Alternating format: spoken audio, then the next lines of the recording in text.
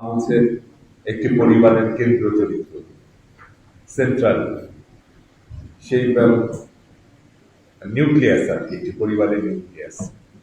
সেই মা যখন হঠাৎ করে হারিয়ে যায়, কি বিশাল সেই পরিবারের উপর নেমে আসে। আহারে, স্বামী, ওনার স্বামী ছিলেন আমার পাশে বসা, তার পাশে দুটো সন্তান বসা। মেয়েটি মনে হয় তার যে মানে এখনো স্বাভাবিক হতে পারেনি, হওয়ার কথাও না, চুপ করে বসে আছে, কোনো কথা বলতে পারছে না, চোখ মুখ দিয়ে পানি পড়ছে, অবাক বিস্ময়ে চারিদিকে তাকিয়ে আছে।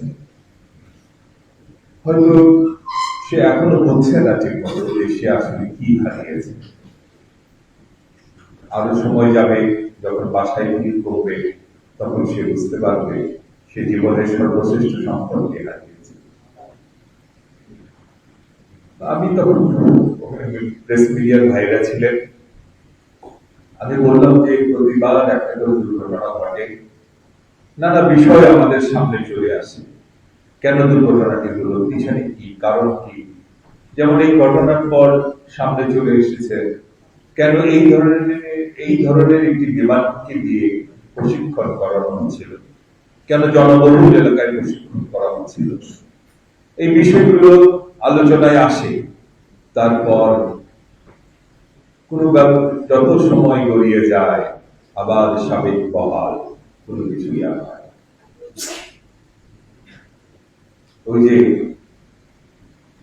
ঢাকায় দেখবেন মাঝে মধ্যে উঁচু ভবনে আগুন লাগে, সেই মানুষগুলো বাঁচার জন্য ছাদে উঠে যায়, উঁচু ভবন, সেখান থেকে নামানোর অ্যাকচুয়ালি কোনো মডার্ন ইনস্ট্রুমেন্ট আমাদের কাছে না। একটার পর একটা ঘটনা ঘটে, আমরা বারবার করে দাবিগুলো আসে যে কোথায় জনগণের টাকা যায়, কোথায়? হাসিনা যতদিন ছিলেন, ওনার বাবার মূর্তি বানানোর পিছনে যত টাকা খরচ করেছেন, কত কি আনা যেত সেই টাকা দিয়ে? কই, মানে সেই ঘটনাও শেষ হয়, কয়দিন দাবি ওঠে, তারপর যা তাই। একদম মডার্ন হেলিকপ্টার নাই, এটা আগুন নেভানোর মতো মডার্ন হেলিকপ্টার, মানে যেগুলোকে বলে স্পেশালাইজড হেলিকপ্টার, সেগুলো নাই আমাদের এখানে। আমরা যারা বসে আছি, একবার চিন্তা করে দেখেন যদি ঢাকা শহরে একটা বড় মাত্রার ভূমিকম্প হয়, কি অবস্থাটা হবে চিন্তা করা যায়। একটা ভবনে আগুন লাগলেই আমরা ম্যানেজ করতে পারি না, কত মানুষ মারা যায়। উপর থেকে লাভ দেয়, নিচে কোনো তাদের লাভ দিয়ে, তাদের সেফ জায়গায় লাভ দিয়ে পড়বে, এই অ্যারেঞ্জমেন্টও আমাদের নাই। যদি বড় ধরনের একটা ভূমিকম্প ঢাকায় হয়, কি অবস্থাটা হবে, যেখানে হাজার হাজার ভবন ধসে উঠতে পারে। এগুলো আমাদের আগে থেকে ভাবা উচিত, কিন্তু আমরা কেউ ভাবি না। দুঃখ লাগে, এটি মনে হয় আমাদের দুর্ভাগ্য। ভাইরা আমার, বোনেরা আমার, এখানে কতগুলো কথা উঠে এসেছে যে বিপ্লব,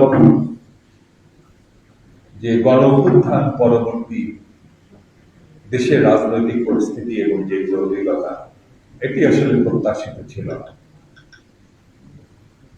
আমরা ভেবেছিলাম খুব স্মুথ সময়গুলো যাবে, আমরা সবাই একসাথে থাকবো, যারা আমরা এক সময় আন্দোলনে ছিলাম, মাঠে ছিলাম, একসাথে থাকবো এবং সবাই মিলে আমরা একটি গণতান্ত্রিক সরকার, জনগণের সরকার প্রতিষ্ঠা করব। তাদের কাছে ক্ষমতা, জনগণের ক্ষমতা জনগণের কাছে ফিরে যাবে।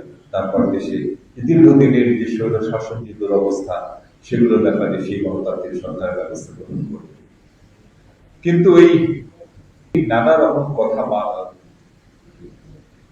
মাঠে ঘুরপাক খাচ্ছে, নানা রকম বিষয় সামনে চলে আসছে, যা আমাদের প্রত্যাশিত ছিল না।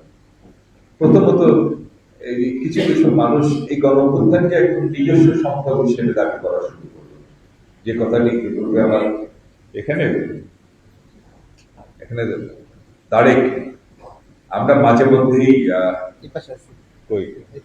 ও আচ্ছা, আমার পাশে বসা ফেমাস স্পিকার, আমাদের ফেসবুক খুললেই যার বক্তৃতা, সাহসী বক্তৃতা আমরা এতদিন শুনেছি এবং শুনে যাচ্ছি এবং আশা করছি আগামীতেও অব্যাহত থাকবে।